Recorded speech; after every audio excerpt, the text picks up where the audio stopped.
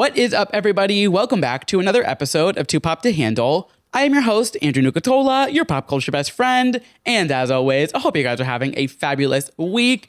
You guys, this very much could be the final week we speak before officially entering Beyonce's Act 3 project. Like, we could fully have new Beyonce songs by next week. We will definitely have a new Met Gala look to chat about. And of course, the entire Met Gala. But let's be real. The real subject, topic of conversation about this year's Met Gala is the fact that Beyonce is returning for the first time in 10 years, and not just as a guest, as a co-chair. So next week's episode, there's already a lot riding on it. Of course, Devil Wears Prada 2 comes out this weekend, which I am so excited to go see. I have secured my tickets. I will be seeing it this week, and I cannot wait to chat about it. There's something so beautifully synergistic about the fact that the Met Gala and the Devil Wears Prada 2 will all be wrapped up into one episode of Too Pop to Handle. I really feel like the pop culture gods were looking out for us when they planned this. But my God, the fact that we are probably very close to the beginning of Beyonce's third and final act for this 3-act project, it's very bittersweet. And I wouldn't be surprised if we have 3 new Beyonce songs to chat about by next week's episode. Because I am subscribed to this idea of 3 singles for Act 3 because she did 2 for Act 2. Of course, Break My Soul was the only one for Act 1 with Renaissance.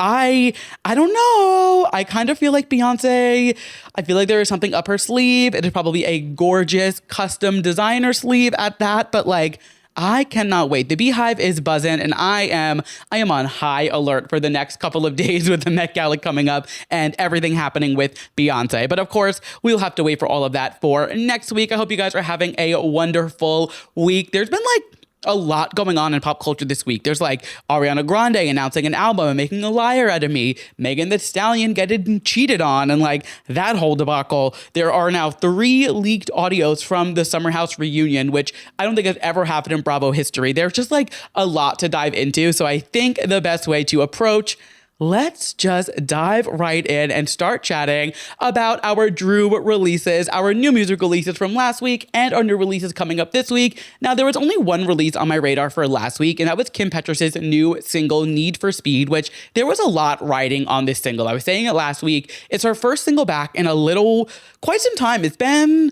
I want to say maybe a year or two since an official album rollout. I want to say 2023 was her last album, so maybe 3 years. I could be wrong, but you know what I'm saying. There's a lot riding on this because she's been very vocal about her record label kind of keeping her in a cage and not letting her release her music. She self-funded a music video and they wouldn't let her release it. And now we have the new, what I would assume to be the lead single from whatever her 17th debut album, as she'll probably end up calling it, Need for Speed. And I'm loving it. It feels like classic Kim. Is very fun and gay and just what you would expect from a Kim Petras song. I will say the music video is taking me out with all of those ad placements in it. She was if you're not going to release my music and give me the budget for it, I'm going to find a way to make a budget, and I am going to put 18 different ads. I felt like I was watching QVC while I'm watching this new Kim Petras video, but it made me laugh. It made me giggle. She definitely knows her audience because the first ad that you see is a prep ad. So, we love to promote safe sex here to Pop to Handle, and so does Kim Petras. Very much into this new single. I'm excited to see how the rest of this rollout of this album or project, whether it's an EP, whatever it may be, excited to see kind of how it progresses, because again, like I said, there's so much riding on it with her label that I'm curious how that's all going to go. But can't predict the future. We will have to wait and see. And that was actually the only thing music-wise on my radar last week. But there is a lot coming up this week besides the, assumed Beyonce singles, which who knows if we're actually getting those. We do for sure know that we are getting a very exciting collab this week. Madonna and Sabrina Carpenter are releasing their new single, Bring Your Love, which is the second single we'll be hearing from Madonna's upcoming album, Confessions Part 2. You guys know how I felt about their Coachella performance. It was everything and then some. So the fact that they are already releasing this single, so smart, act on the moment, keep it buzzy, keep it fun, keep it fresh. I cannot wait to hear this. It comes out on the 30th, so it comes out on Thursday. We also have Zara Larsson dropping the very highly anticipated remix album for Midnight Sun, Girls Trip. Halsey's kind of coming out of left field, and she is releasing the deluxe version of The Great Impersonator. I love that album. We covered it a lot on the show, and it was in the release. I thought the rollout was really great, and now we are getting a deluxe version quite some time after it came out. I want to say that came out over Was it over a year ago? Maybe a little under a year ago. It's been longer than usual for a deluxe version. So we are getting that on Friday as well. And then, of course, Miss Casey Musgraves is back with her new album dropping this Friday. So lots of music coming out this Friday. Devil Wears Prada 2 comes out this Friday. There's just a lot happening in pop culture. I feel like things have just been on like a high-speed chase of pop culture lately, and there is so much to chat about. So with that, let's hop into some pop culture moments from the week that were just too pop to handle, and kind of stay on the topic of new music, because we had some pretty huge pop culture news. Some gay panic, fell over the pop culture world today. Ariana Grande has announced her 8th studio album, Petals, will be coming out on July 31st. And now, there's a lot to unpack here. We kind of knew that Ariana was getting ready to release something. She's been teasing something coming, and she's been kind of cheeky about it. She's been, commenting the number 8 about things. She said, I have 8 lip glosses in my purse. And then she even commented, oh, I know what you guys are thinking, but I promise it was just the actual number. Clearly, she was playing in our face, and there was an album coming. She did the Brighter Days Ahead hotline about a month ago and said, oh, I'm counting down the 8s. Oh, I mean the days, and fumbled there. So we knew something was happening with the number 8. Obviously, not just because it was AG8, but it was because the number 8 that she said. And then she continued to kind of for a new project on the 8th, the 8th, the 8th, the 18th, the 28th, counting the 8ths, I guess. So on April 8th, she dropped a photo of herself in the studio. April 18th, she dropped a video of her in the studio. And then today, April 28th, she dropped the announcement for her upcoming album, Petal. And not only are we getting an entire new album, it appears that she has launched her own sub-label under Republic Records called Baby Doll Music, meaning she will own the entire masters of this album. I'm not sure what her deal is with her masters with the rest of her project. I don't know how much of it she owns or how that works, but I imagine this is kind of the beginning of her trying to migrate her masters from Republic into this new Baby Doll Music label. I'm not sure how it works either with being a label within a label, because it is still a Republic Records property just under this new Baby Doll subtitle. So I'm not exactly sure the legality of all of that, but it is safe to assume she will own the entire masters of this album. And again, like I said, I believe this will probably start her trying to kind of migrate her music to be all of her own, whether she wants to get all of it and then sell her a whole catalog, or she just wants to own all of it. I'm not sure, what the business idea there is, but who knows?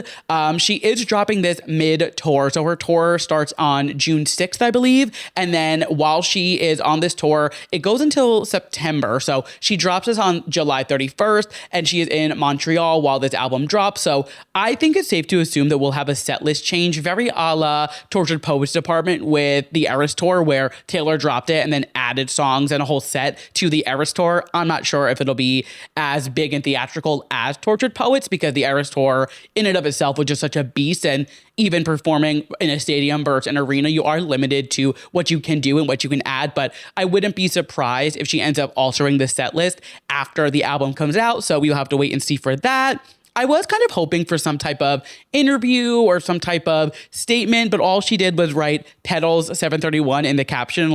That was it. We don't really know much else, but I was looking forward to her talking about this album, and I'm curious what she's going to say about it, because previously she did tell Variety that she was not dropping an album before tour started. She said, no, definitely not. Nothing is coming before May. I love my fans so much, but sometimes I want to ask, do you think there's another version of me out there who had time to write an album? Not yet, but soon enough. And now she does say in this, nothing's coming before May, which fair, it is coming in July and tour doesn't start until June, but they asked if there was an album coming pretty much in the next couple of months, and even there she said, do you think I have time to write an album? Not yet, but soon enough. And now we are getting it in July of this year. So I know Eternal Sunshine, of course, that came together very fast, and she wasn't planning on releasing an album with the whole Wicked era of it all. She was going to wait until Wicked finished and then start doing music again. But with everything happened with her relationship and with Ethan and, all of that jazz, she felt so inspired because she's such an artiste and needed to, get in the studio and drop an album. So I'm curious, what this is going to all be about. We got Brighter Days Ahead, which was an extension of Eternal Sunshine, and she gave us, I want to say that was 6 or 7 songs on that deluxe version, which kind of, it still would have held us over. When she did this interview with Variety and said, there's nothing coming before the tour started, I wrote about it in my newsletter, and I said, good. Though I am excited for this album, I don't think I need a new Ariana Grande album before the tour starts. Will I be listening to it on repeat? Will I probably absolutely love it? Of course I will. I love everything the woman does. And like, yes, I am thrilled to hear new music, but I am like, do you not want to perform positions that bad? Like, do you not want to perform any music from your past that you need to release a whole nother album for this tour to like buy some more time on the set list? It just feels like, obviously, I'm sure it's going to be great. Ariana Grande doesn't do anything that isn't great, honestly. But like, I just am like, do we need to throw another album into the mix before you go on the Eternal Sunshine tour, or while you're on the Eternal Sunshine tour, I guess I should say? I guess so. Like, sure, that's fine. We will wait and see how it impacts the set list and what she does. If I had to guess, I would assume that we'll get a first single next Friday, May 8th, because of this whole counting down the 8th thing, like I said. And I would imagine, I mean, that's a Friday, it's the 8th. It's like truly the perfect way to line it up to drop a single on the Friday, like traditionally, like everybody else does.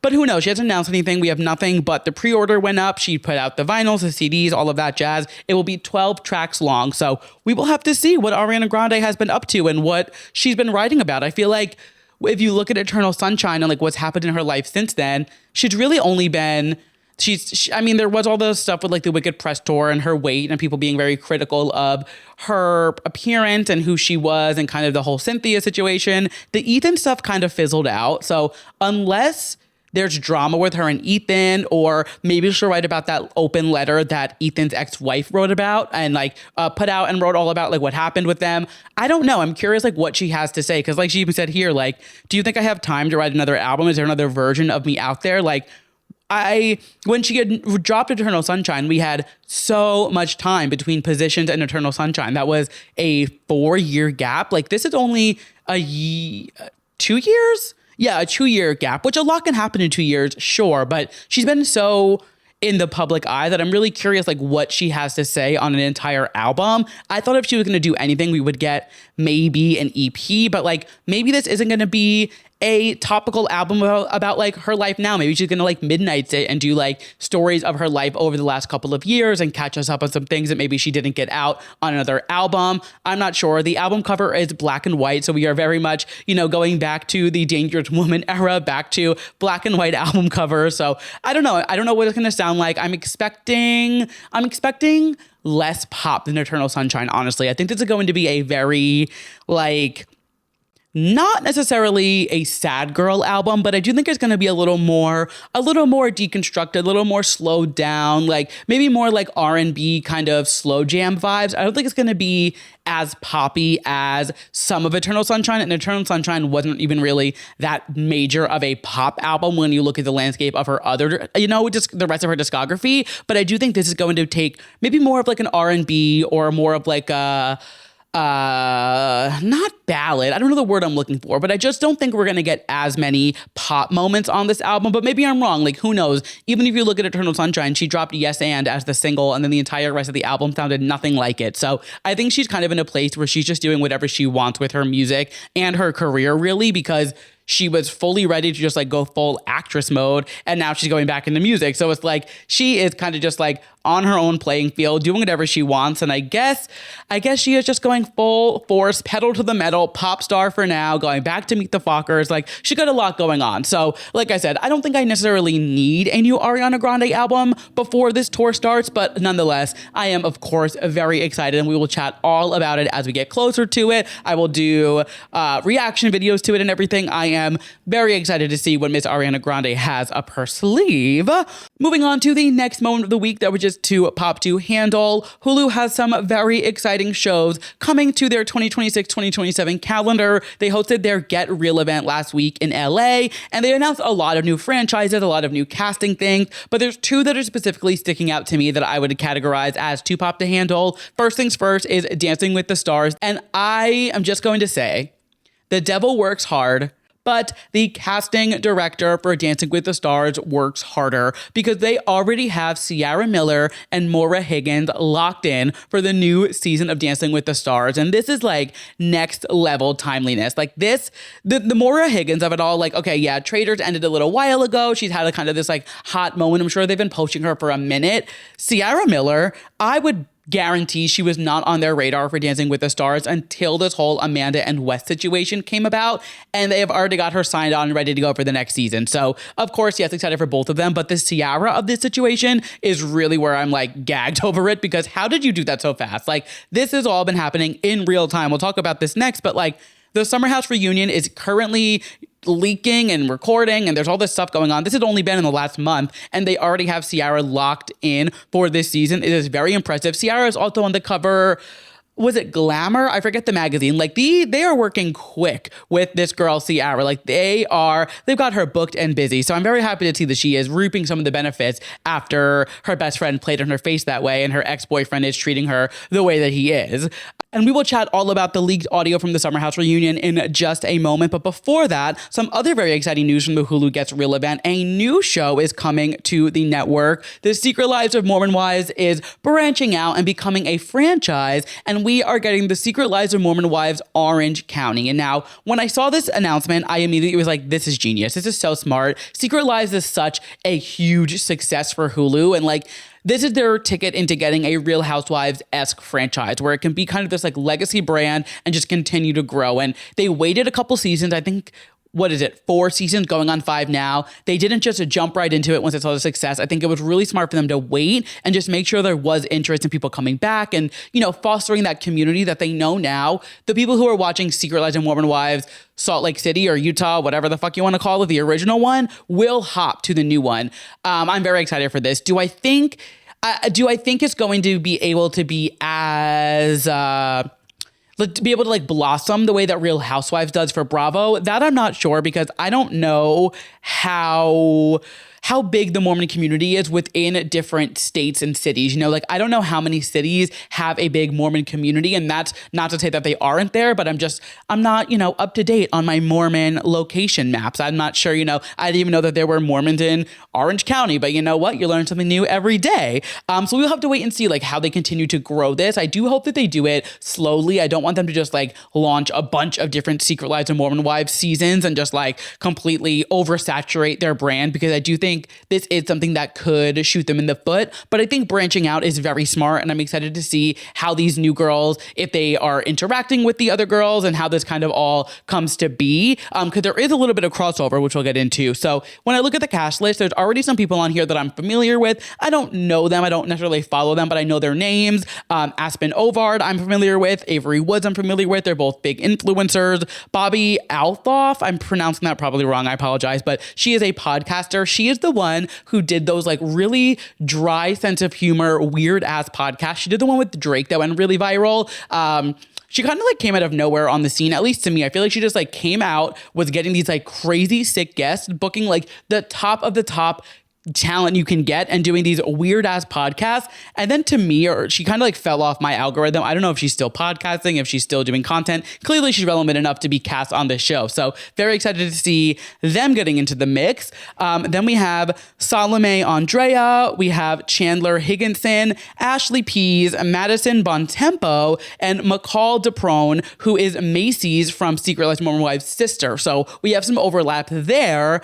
And then I believe it's safe to say that Jen Affleck is joining Secret Lives of Mormon Wives Orange County. She posted a video on Instagram and she's with the entire cast until Orange County, let's go. And of course, in the last season, she was saying she wants to move to LA and kind of start that spinoff with Whitney, which I think that is now not happening. But I think this is her ticket into getting to LA and like finding a way out of Utah and into California, where she clearly wants to be, to kind of continue whatever she's doing after Dancing with the Stars and that vibe. So I think it's safe to assume that Jen will be in the show. And then also we have Macy's sister, McCall, who will be on the show. So I'm sure Macy will pop in and visit. I'm sure we'll see some overlap there. I mean, Utah and Orange County, they're not that far apart. It's probably a quick flight. So I'm very excited for this. I don't know when it premieres. I'm not sure. They're in production now. Also, Secret Lives of Mormon Wives OG is also back in production. So all the Taylor, Frankie Paul and all that drama has, I guess, risen, and they are back to filming.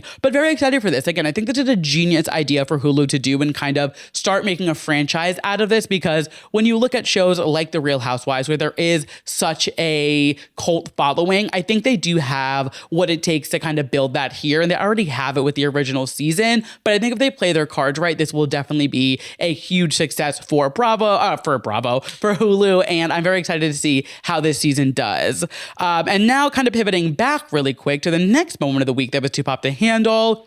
The Summer House leaked audio. So I need to preface this, like, in case anybody is new here or you just don't know, I don't watch Summer House. I've never seen a single episode of Summer House. My knowledge of Summer House strictly comes from the internet and from Giggly Squad. So like that is really all that I know. But I'm online enough and I have enough friends in the Bravo community that I know. Oh, and of course, Ciara being on Traitors. Like I do know a little bit here and there, but I know enough to like know the names. I can recognize their faces. You know, I'm tapped in enough there. So I don't watch the show. I don't know all the nitty gritty details, but what I do know is the fact that 3 audios from the Summer House reunion leaked is fucking crazy. Like I don't think this has ever happened in the history of Bravo. And like, think about how many reunions Bravo has had. Like, this is so wild and such a invasion of privacy to the entire cast, because obviously they're there recording the reunion. Yes, it's going to get posted and they're going to air it out and it's going to end up on TV.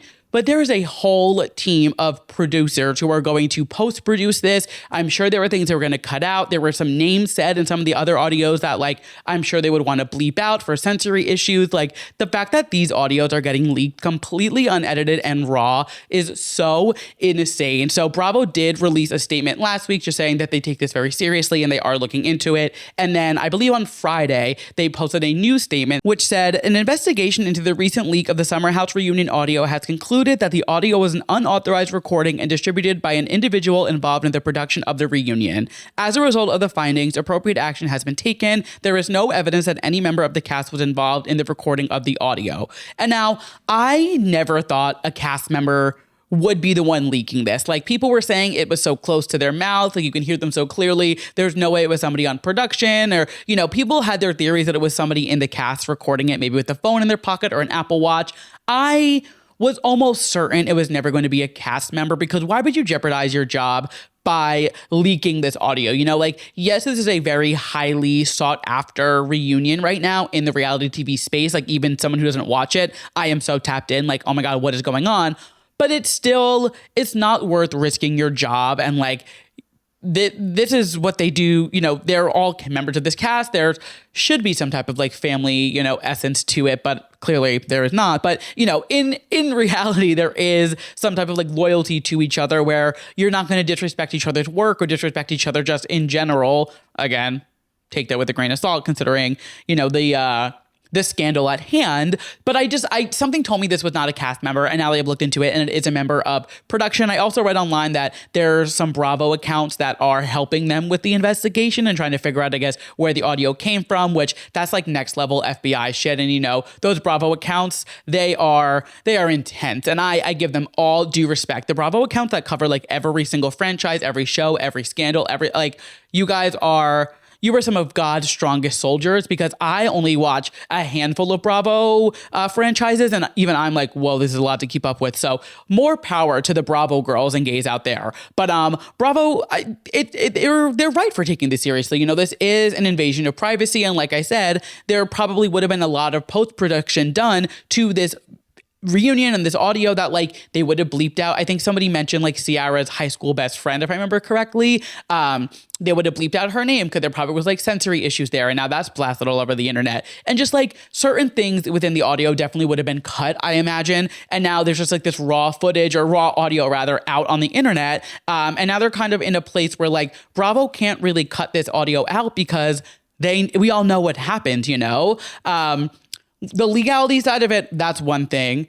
The fact that Amanda is going to sit there and with her chest act as if she did nothing wrong and just take no accountability, and Wes, the two of them are so up each other's ass, and like all of this for a situationship is crazy. Like the fact that they aren't even necessarily fully dating from what I know, or like what I've seen at least, like I'm pretty sure this is legitimately a situationship and they're just like testing the waters and seeing what's happening. This isn't the love of their lives. They're not in love. They're not going to get married. Like this is an end game, and they're doing all of this to like just prove a point and like stand up for themselves. It's really wild to me, the fact that like they could sit there and fully just fully like with their full chest defend their behavior and say, you know, we didn't choose this. It just happened. It's like, you guys are so full of shit. And like I was saying a couple of weeks ago when we talked about this, like you cross a line that you just don't do to your best friend. And once you decide to cross that line, there's no going back. It is such a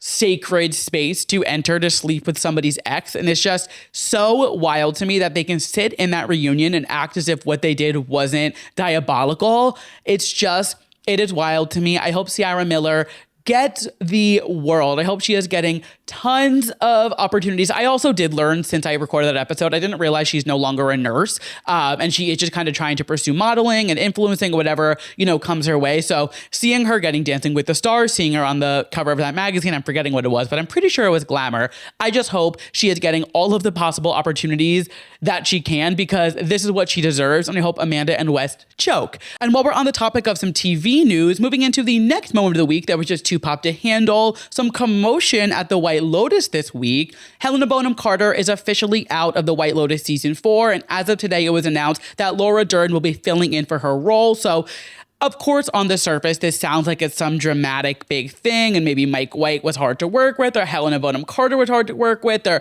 you know, drama on the set. But it was as simple as once they started filming, they realized that the role that was written for Helena specifically no longer fit the storyline that they were going in the direction for the season. So they have decided to rewrite and recast the role. They announced a statement or released a statement the other day that says, with filming just underway on season 4 of The White Lotus, it had become apparent that the character which Mike White created for Helena Bonham Carter did not align once on set. The role was subsequently has been rethought and is being rewritten and will be recast in the coming weeks. HBO, the producers, and Mike White are saddened that they won't get to work with her, but remain ardent fans and are very much hope to work with the legendary actress on a project soon. They go on to say that as production started and Carter shot her first scenes, White, who writes and directs each episode, felt that the character as originally conceived was not what it should be, sources said. With the role believed to be central to the season 4 story, a decision was made to rework it and recast it. And now, like I said, this is easily people just be taking it and being like, oh, Helena Bonham Carter, hard to work with on the set of the White Lotus, like, you know, people can really fabricate this however much they want, but I don't really think there's much drama in this. I genuinely think this is just two creatives being like, hey, I don't think this is going to be the right fit. And when you look at the White Lotus and the way that Mike White treats it and the casting, like there's such like a nuance in the casting of these characters and this show. And it really is a unique storyline in these characters. There has to be the right person to play it. Like imagine if somebody else was playing Jennifer Coolidge's role, or if somebody else was playing Parker Posey's role. Like you need to cast the exact right person for this show to make it work. That's why the White Lotus is as good as it is. And I just think this is as simple as they got to set, didn't work out, they're good to go. And I think it's honestly admirable. Like the fact that these people are able to be like, hey, you know, like we thought it was going to work. Like even, I mean, writing the role for Helena is like insane for it to not work out. And I don't think it's her not being able to do the role properly. I don't think it's Mike White not being able to write the role properly. I think it's just creative differences. And again, yeah, I think it's very admirable that they're able to kind of step aside and understand, like, you know, it's just not the right role, not the right time. Maybe there'll be another season, but who knows? But as of today, it's been announced that Laura Dern will be filling in for her replacement. Now, as I said, they are rewriting the role, so it won't be exactly the role that Helena was planned to play, which makes me almost watch this season almost with an extra fine magnifying glass, because I'm like, if this role is so integral to season 4 that they had to completely rewrite, recast, and like rework it, this must be like the main character within the show. And we don't really see many single main characters. You know, the White Lotus has so many subplots that like there isn't one main character. There's definitely like bigger stars from each season that have their breakthrough moments, but there isn't one set main character. But them rewriting this, reworking it, recasting it, I'm like, all right, this must be a really huge character in multiple storylines, I would have to imagine, for them to fully recast it. And I mean, Laura Dern is such a talent, such a treat. So I'm very excited to see her in the White Lotus. And of course, there is something to be said about the fact that like she's able to fill in so quick, and she's able to, you know, they're filming right now. So I'm assuming, I'm assuming they're reworking the schedule and like having people film their scenes that were maybe supposed to be filmed in a month. They're filming them now. And then, she's going to come in, get the script. Cause I imagine they haven't finished rewriting it yet. Like, I don't know how in depth they're going with the rewrites. I don't know how crazy it's going to be. We'll probably never know what the original character was supposed to be, what their original dialogue was and things like that. But that's for Mike White to know and for us to probably never find out. But I'm excited for this. I mean, of course, I would have loved to see Helena in The White Lotus. I do think she is the perfect person to be in a show like this. But she is the same way that Mike White casts very specific people in this show. She's a very specific actress. So if they would have rewrote the character and made her do it and she just forced it and like put on this character that she would never really vibe with, it would have made for a bad show. So I think this is admirable on all fronts. I'm very excited to see Laura Dern on this season. Also, fun little tidbit. She was actually on The White Lotus season 2, not visibly, but she was like the voice of somebody on the phone. And it wasn't like labeled as her. It later came out that it was her. And her and Mike White, they have a very close working relationship, I believe. So I don't think it was a hard get for Mike to pull. Like, I think he was probably able to just send a quick text and be like, hey, would you like to come work on The White Lotus with me? And like, maybe they had to move around some scheduling and things like that. But this is a show that anybody would die to be on. So I think this is the perfect thing for Laura to jump into. And I'm very excited to see Laura Dern check into The White Lotus. Moving into the next moment of the week that was too pop to handle, but for so many wrong reasons.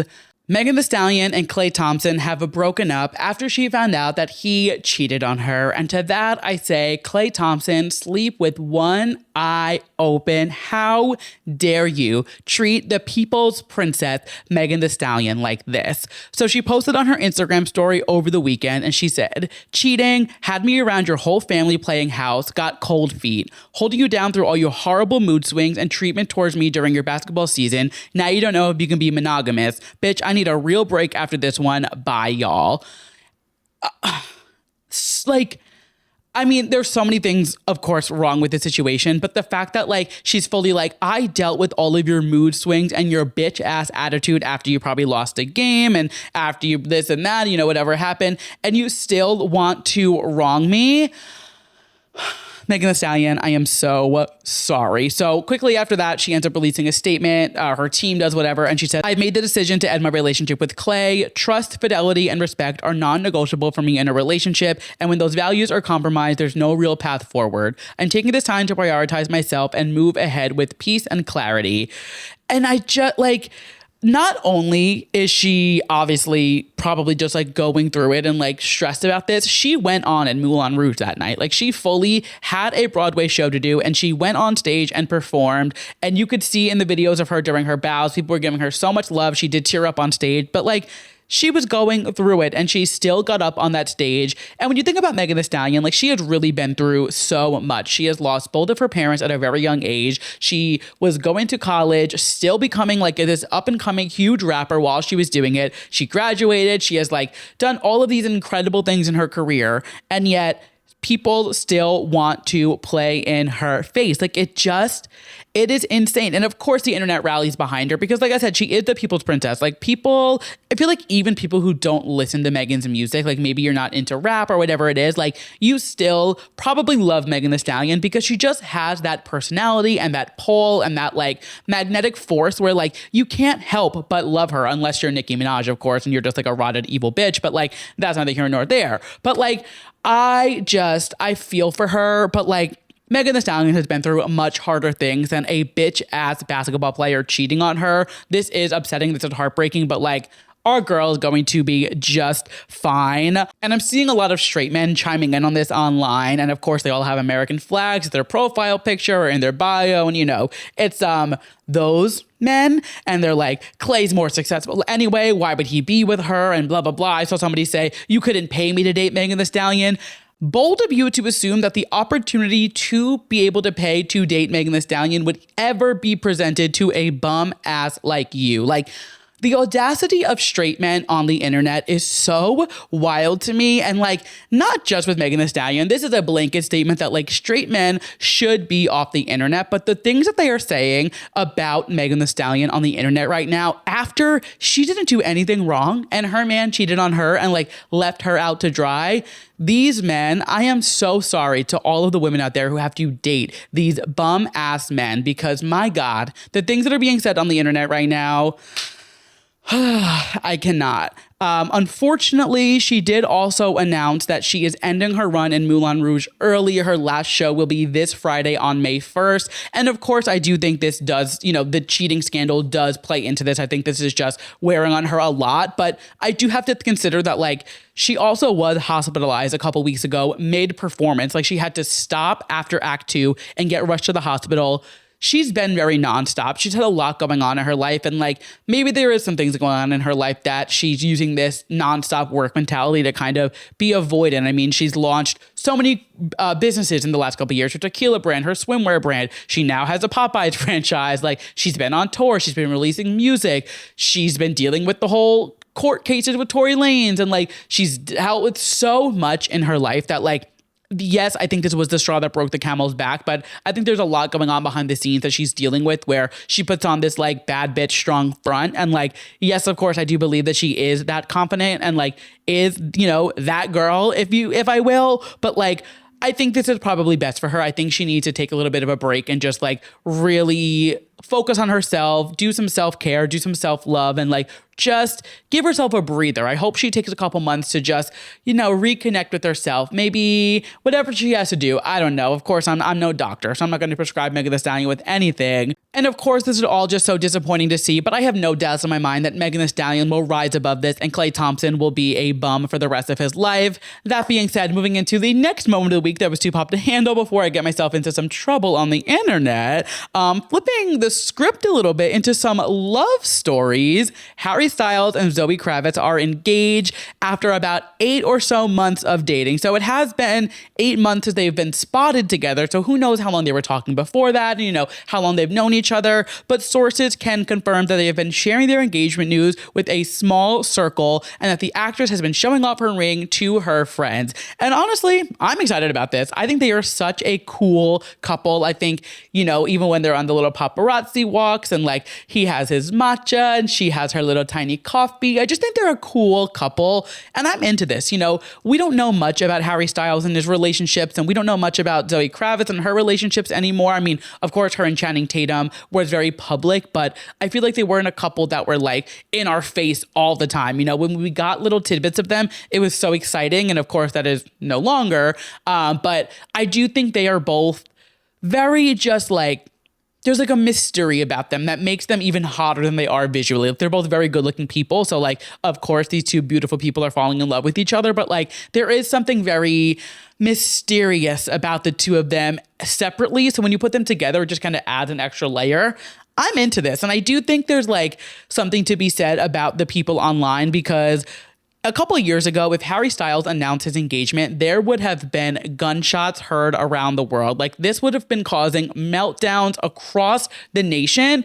And I feel like the internet's been pretty cool with this. Like, it's been very, maybe the girls are in denial. Like, maybe they're not coming, to fruition and like actually accepting it until they say something, or like there's a photo or whatever. But like, I haven't really seen many like mental breakdowns the way that you would imagine a Harry Styles engagement announcement to, cause. So I've got to give some credit where credit is due to the girls out there who are holding it together right now. I do have a couple questions and some theories about the guest list, because like we got a pretty good view into Zoe Kravitz's first marriage with Carl Glusman. What was that, 2018, 2019? There's a lot of photos from that wedding, very star-studded. There was a lot of, the who's who in Hollywood there. I mean, of course, Zoe Kravitz and Lenny Kravitz, they're going to pull a pretty incredible crowd. So I'm curious to see not only how much of the actual wedding we get to see once it does happen, but I'm immediately thinking about this guest list, because if you think Taylor Swift and Zoe Kravitz are very close, and I don't imagine a world in which Taylor Swift isn't at Zoe Kravitz's wedding, nor Zoe Kravitz isn't at Taylor Swift's wedding. And now if Zoe and Harry are engaged, there's no world in which like they aren't at each other's wedding. And of course, Harry and Taylor dated 12 plus years ago, and I'm sure they're fine and there's no drama. But that is so interesting to have like one of your best friends now marrying your ex and now having to be a +1 to your ex's wedding because your fiance slash future wife is best friends with her. Like, Taylor Swift and Harry Styles being at each other's wedding is a sentence that I never thought that I would say, but I do fear we're going to see it happen. And honestly, like, I'm into it. I'm down. I think this is a really fun little crossover episode, and I'm very excited to see who shows up. Of course, when you think of the Harry Styles of it all, I have to wonder if Zayn and Louis will both be in attendance after their little fight that they got into a couple months ago. If you didn't see, I wrote about it in my newsletter, but their Netflix show has been canceled, or we're assuming it's canceled. They haven't announced it yet, but it's safe to assume that it will be because Zayn punched Louis in the face a couple months ago after some comments were made, and then Zayn made a joke about Louis' mom, who is no longer with us. Louis stepped up to him and Zayn punched him in the face. Zayn had some rings on and Louis had to go to the hospital. So clearly the two of them aren't on speaking terms, I would imagine. So I'm like, who gets the invite, Louis or Zayn? Like, which of the boys are going to be there? Niall, I'm sure, will be there, no problem. But like, who's going to be there, Louis or Zayn? Or will they both be there and have to like put their troubles aside? I don't know. We'll have to wait and see. I'm very curious. But congratulations to the happy couple. I'm very thrilled to see Harry Styles and Zoe Kravitz, you know, taking this next step and locking it down. I think they are a very fun couple. I feel like they'd be a fun couple to like have around at a party. You know, they give me those vibes.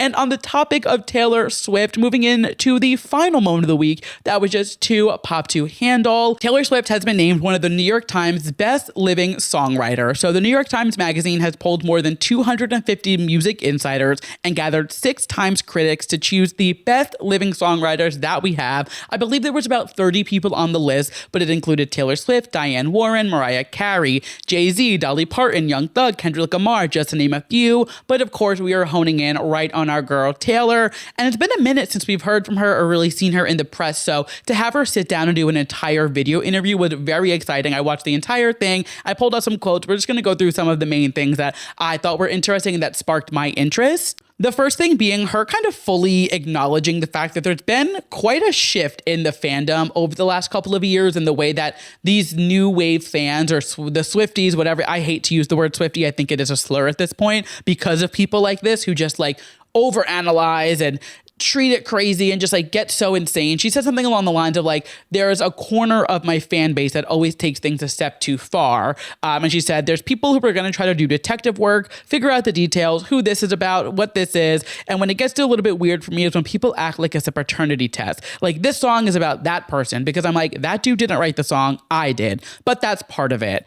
And when you look at the landscape of Taylor Swift and her career, I mean, looking back at the first couple of albums, I would say through 1989, like it was very evident to know. I mean, Style literally is about Harry Styles. Dear John is about John Mayer. She would put the letters of their names capitalized in the lyric booklets of her albums. And like she used to make it so clear who these songs were about. And now it's still clear to know who her songs are about when you listen now. If you keep up and you are a fan of Taylor Swift, it is pretty easy to detect. Maybe not so much like Folklore, Evermore, but those are kind of their own, you know, they live in their own retrospect. But like, it was kind of easy to start to put together who these songs are still about. But there has been this new shift in the Swiftie community, whatever you want to say, that like they do take it to a crazy level. And I kind of do think it does. There's definitely like if there's a Venn diagram, the middle of it is like the Gaylors who were like obsessed with Carly and Taylor. And then like just like the weird, crazy, obsessed Taylor fans who like kind of jumped on the boat a little too late and feel like they need to prove something. There's definitely a shift in like being a Taylor fan and I feel like it's like Reputation and before, and or like maybe like even I would put like Lover in there, like Lover and before, and then like after Lover. There's definitely like a divide in like just the way people analyze things. And I mean, I'm one to talk. I have a whole podcast where I'll go through her albums track by track and break down the lyrics, but like people who take it, like I do that for fun and for sport and just because I love her artistry and I love the way that she tells stories in her music. But there's people who like truly treat it as if like it is their life's mission and they are so determined and they need to know who this is about. And if they don't, like they're so sure. And it's like there is like a weird, like you said, like there's like a paternity test. Like they need to know so bad. like to know. I think it's fun and it's interesting to learn about. And she did kind of welcome that in her early stages. But I do understand, especially now, and like, I'm assuming the rest of her music, as long as she's writing about current day Taylor, is about Travis. I'm sure people are going to hear these songs and be like, this is about Maddie Healy still. She's still in love with him. This is about Joe Alwyn. Like, people do really reach when it comes to her. And like, that's what you get when you're the biggest superstar in the world. But it's like, there is this weird corner of the fandom that is like, maybe we reel it in a little bit and like, you know, touch some grass. You know, green was the grass. And maybe you should go touch it. The next exciting little tidbit I pulled, she also goes into a little bit about how she feels like Reputation was slept on when it came out. And this just makes me giggle. So she says, I loved the Reputation album. I was like, you guys can say what you want. I know what I did. I love it. Go with God. Sorry. You can come around if you want. It's okay if you don't. And then 6 or 7 years later, people are like, oh my God, like, ready for it? People slept on that song. And now I understand the sentiment of this where like that was the era in which like the Kim and Kanye drama was heightened, and there was this vibe of like anti-Taylor Swift in the general public. But for Taylor Swift to say that Reputation was slept on as if it didn't go #1 and she didn't tour it in stadiums that entire summer, it's just so funny to me the way that she classifies it as being slept on because it wasn't widely accepted by the general public. Like, it still sold over 1 million copies in the first week, I'm pretty sure. And to me, I'm like, I don't think that makes it a slept on album per se. I think there was just like a public persona of you. It wasn't the album that was being slept on. It was the fact that you released this album in an era in which it wasn't cool to like Taylor Swift. It was kind of, you know, there was this like anti-Taylor Swift commentary happening online, which was unnecessary. And, you know, obviously that was very misogynistic of the general public to do, but like, you were still selling out MetLife Stadium. I think she did 5 shows at MetLife that tour, and like, it was an entire stadium tour. It went #1. It's just so funny to me the way that she classifies it as being slept on because it wasn't like widely loved. And like,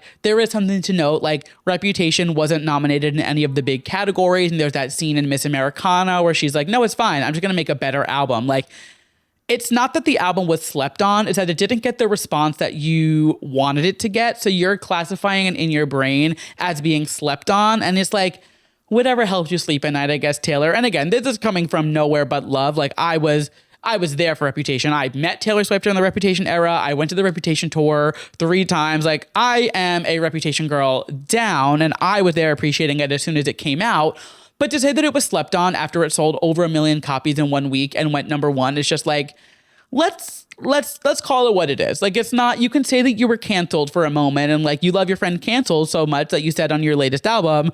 You can just say that there was like a little era where like maybe not everybody loved you, because that's okay. You don't need to be loved by everybody all the time. You know, it is what it is. It's okay. Something I loved in this interview, though, is the fact that they really highlighted her bridges. And I mean, Taylor Swift writes a bridge like no other. Like, so many of my all-time favorite Taylor Swift songs are my favorite Taylor Swift songs because the bridge just amplifies it that much more. I mean, just looking at her discography, thinking like Death by a Thousand Cuts, Cruel Summer, Out of the Woods, All Too Well, New Romantics, even like You Belong With Me, the bridge to that song, like when that comes on and you're at her concert or you just hear it with your friends, like that bridge is where everybody is screaming at the top of their lungs. Back to December is a crazy bridge. Like, she really has been putting nutso bridges in her albums for her entire career. And I am so thankful because we've lost the art of bridges in music. I feel like people are trying to get 2.5-minute songs out now. And like, the bridge is where it suffers. And I'm so thankful that Taylor Swift has never sacrificed a bridge to make a TikTok trendy song. You know, like, she's always given us the bridge when we need it. And she goes into this whole thing about they call them her rant bridges and how she brings them back. So think like Cruel Summer, when she repeats the bridge in that song because it just, again, amplifies it and just kind of brings us back. Out of the Woods, when she does it the second time. Like, there is something really cool about the way Taylor constructs a song in her own way. And it's not every song, it's only when it's necessary, which makes it all that more special when she does it. And kind of that alone solidifies why she is in the best living songwriters list. Like, she really does have a craft and an art when it comes to putting a song together and knowing how to make the song come to life through your headphones or through the speakers, whatever it is. Like, she knows how to make this song just feel like similar to Harry Styles, this is a movie that feels like a movie. This is a song that feels like a true song and really just like, it's juicy and it's not just like a 2.5 minute TikTok hit. And it's like, no, this tells a story. There is a reason. And now the idea of like stepping back and seeing the whole picture at the bridge, it really just gives a good visualization of how she treats her bridges. And I am so thankful to this day that she will never jeopardize a bridge to make just a catchy poppy pop song. Even like the Blank Space bridge, it's so simple. The boys only want love if it's torture. And like repeating that, it's almost like there's this like siren kind of vibe with it, but like it adds so much to the song. And that is why her bridges are such a major part of her discography. So I love the fact that they brought that up. I thought the interview really was great. Like I thought it was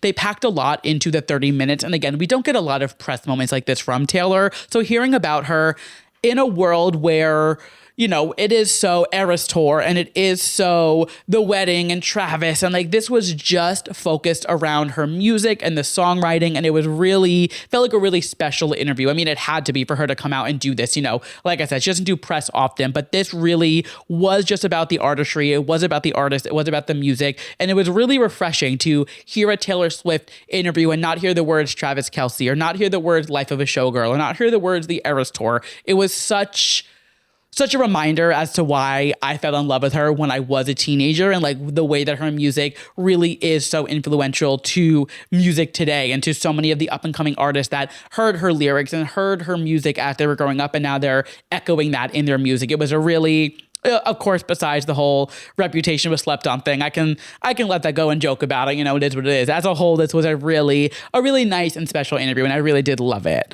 And that wraps up our moments of the week that were too pop to handle, which means it is time for our TV recap, which we are diving into The Real Housewives of Rhode Island. And I just need to keep doing this blanket statement and say, if you are not watching this show yet, you are seriously missing out on unbelievable reality TV. This show is phenomenal. So on this episode, this is episode 4, I believe. The real big plot line that continues to thicken on this episode is the whole Joellen and Rula thing with her husband and that whole vibe. And originally, I did kind of think that Joellen was kind of digging around and trying to cause drama and just trying to like insert herself into conversations that she didn't need to be inserted in. But now that I'm watching this in real time, where she's getting text messages from the mistress, she's seeing photos being posted on Instagram in real time, proving that Brian, Rula's husband, and the mistress were together. And Rula is still not understanding what is happening. And she is fully just like acting as if Joellen is the villain. Like, I feel bad for Rula almost. I'm like, you need to wake up. I want to shake some sense into her and be like, girl, Joellen is trying to help you. She is not trying to hurt you in this. And I thought their like drinks that they got, that whole scene where they're like at the bar and they're chatting. And like, I thought that was really going to be a new starting point. And like, it was. Joellen was, oh my God, sending prayers to your mom. She was looking out for them. Like, Joellen is putting in the work to prove that she isn't just digging around and meddling in their relationship because she's bored. Joellen has kids. Joellen has other things to do. Like, she doesn't need to be meddling around with this mistress, figuring out what's going on in your life. She is simply seeing this information online. Maybe the mistress is sending it to her or whatever, but like, she is trying to help you and has your best interest, as the whole cast does. But for some reason, Rula is just taking all of this anger and hurt out on Joellen. And I'm at a point now where I'm like, she's just trying to help you. What is going on? Like, why are you guys acting like she's pulling this out of thin air when she is literally seeing the mistress post this on Instagram? It's so crazy to me. Brian also has some fucking audacity, as many straight men do. Like, for Brian to fully be with the mistress while they're supposed to be on this trip to the polo whatever thing they're doing, like, he's going to learn the hard way. And I think he's learning the hard way right now as this is all getting aired on television. Like, you shouldn't be cheating on your wife to begin with, but you especially shouldn't be doing this while there are cameras up. Like, you're going to get caught, and you're getting caught red-handed. And the fact that he's denying it on camera when there is literally proof that they were together is so wild to me.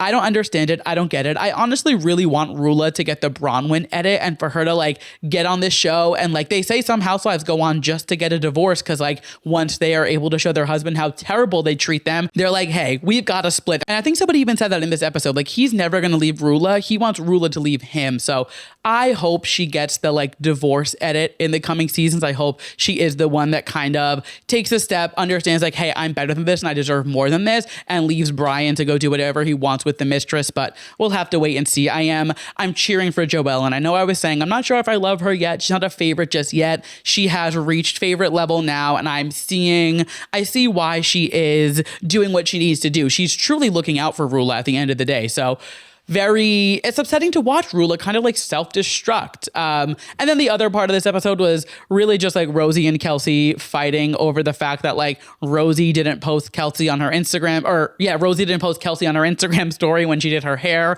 And now normally I'd be like, it's an Instagram tag, get over it, Kelsey. But I don't like Rosie. I'm not vibing with her. I think she's annoying. I think she's doing what I thought Joellen was doing. And I think she meddles in people's business and she's just like hungry for drama and wants to like be in on everything so she can like have gossip and tea on everybody and then spill it and use it against them. So in this case, she should have posted on Instagram. She should have tagged Kelsey and said, hey, my girl just did my hair. Go get her booked. Go do what she got to do, and supported her because, yeah, I just don't like Rosie. And I do really like Kelsey. I think Kelsey, similarly to Rula, I don't think she's going on. I mean, her boyfriend isn't even on the show to see because he's living with his other girlfriend half the season. But like, I think similar to Rula, I think her going on the show is going to give her a wake up call to be like, I've got to snap out of this. And we're seeing it already. She's starting this new hair care situation and being what is it called? Being not a cosmetologist. Oh my God. Why can't I think of what somebody who cuts hair is called? Not a barber. I don't know. She's trying to like start up her hair business again. I'm like blanking so bad right now. It's been a long day. I work now, I'm recording. It is what it is. But she's obviously starting to like flex this skill that she has, and Ashley's going to her and getting her hair cut, and it looked gorgeous. Like she's really good at what she does. So I'm hoping this is kind of the start of her diving into that full time and being able to do what she wants and come into her own and not need the boyfriend who puts her into this giant house. Like I want her to have her own kind of redemption arc in that sense. So again, normally I'd be like, oh my God, why are we fighting over an Instagram tag? It's not that serious. But in this case, you should have tagged her, Rosie, because I know you did this to hurt our girl, Kelsey. I am seriously loving this show so much. I'm so thrilled to have a season of Housewives like this that is just so entertaining and so enjoyable. I am loving it. And that's all we're recapping right now. Drag Race All-Stars premieres next Friday, the 8th. So we won't be recapping that until the week after that. That's probably like May 12th. So Rhode Island is all we're recapping for the time being. As a reminder, I am recapping Euphoria Season 3 on my TikTok and on YouTube Shorts, which reminds me I need to get that up on YouTube Shorts. It is live on TikTok though. So I'll post it on YouTube Shorts, but it is on my TikTok. I'm recapping Euphoria every single week on my TikTok. So if you are interested in my thoughts on the season, you can head over there and check that out. But we're keeping it all reality TV on the podcast. And with that, we have made it to the final segment of this week's episode. We end every episode of Too Pop to Handle with a yes and a mess. A yes being something I am loving, and a mess being something I am not loving. And we always start things on a high note. So my yes this week is the runway video with Lady Gaga and Doechii.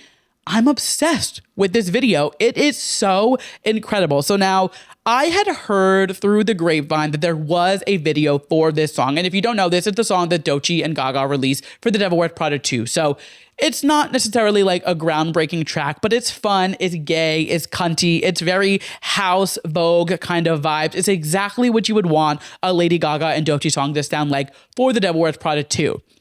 People had a lot to say about it. I loved it when I heard it. I was like, this is incredible. This is so much fun. What is the problem? So I heard through the grapevine that there was a music video, but I assumed they weren't going to release it until after the movie came out, because I figured it was going to be one of those videos where like Gaga and Doechii weren't even together. They are put together on a green screen, and like there's clips of the movies in between, and it's like, an advertisement for The Devil Wears Prada 2. No, absolutely not. I should have known better. Gaga and Doechii pulled out an entire couture fashion runway show for this music video, and it is so incredible. The look that they pulled out, the choreo that they pulled out, everything they did for this video was so fabulous. And Gaga wearing that bright yellow wig is sending me directly back to the Monster Ball. I feel like I am 16 years old watching the telephone video, watching her perform the Monster Ball for the first time ever again. Like, this video, it's checking all the boxes. I'm obsessed. This is exactly what I needed. And again, I was already excited for Devil Wears Prada 2, but this is just making me even more excited. This is an absolute win in my book. And switching gears to my mess for the week, something I am not loving, Olivia Rodrigo. Now, don't click out. Don't, put your pitchforks up. It is what it is. But Olivia Rodrigo obviously made her comeback with her single Drop Dead last week, the week before, whenever that was.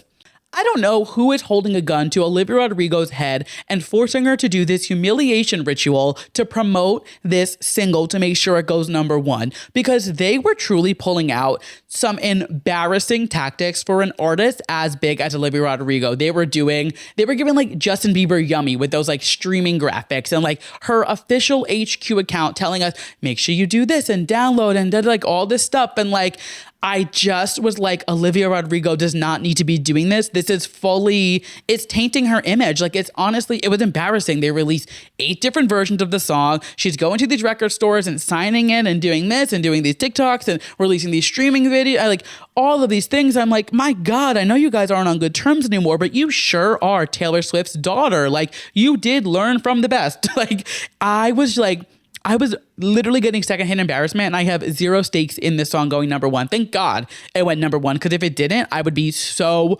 mortified for her if she did all of those humiliation rituals not to get a #1 track. But she did get a #1 song. She broke a record of like the first artist to do, I don't know, it was like the first artist to have 3 #1s from, I don't know. I honestly have no idea. There was some big record she broke with it. Again, I don't really give a fuck about Billboard charts. They literally mean nothing to me. But at least she got her #1, because if she did not get her #1 after all of those humiliation rituals, I would have been mortified for our girl. And I hope and pray this is not the rollout they're going to do for the entire album, because this was truly a turnoff to me. Like, Olivia Rodrigo does not need to be doing this. She would have went #1 regardless. I'm sure of it. She has such a dedicated fan base, and the general public does love her. Like, she is a name that everybody knows. The way that Driver's License hit, it's just like, she is a name that is here to stay. And I don't think she needed to worry about going #1 like that. Like,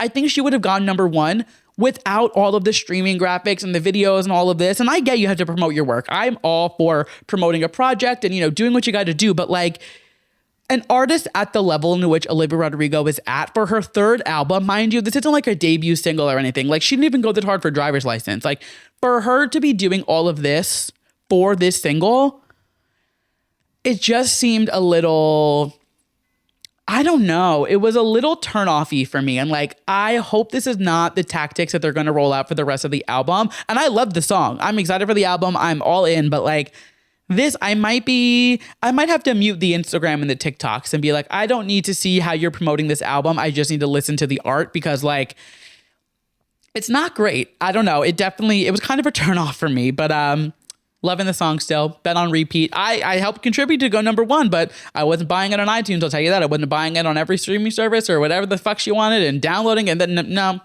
I simply saved it on Apple Music and looped it a couple times. Like, I was genuinely mortified at what I was seeing on my Instagram and my TikTok this week. I was like, holy fuck, they are hitting rock bottom. They have dropped dead when it comes to their pride, I guess. But that being said, thank you guys so much for listening to this week's episode of Too Pop to Handle. If you liked what you heard and you're listening to us as a podcast, please go ahead and leave me a 5-star rating. If you're watching us on YouTube, make sure you hit subscribe, drop a like, drop a comment, do all the things except for dislike, unsubscribe. You guys know the drill by now.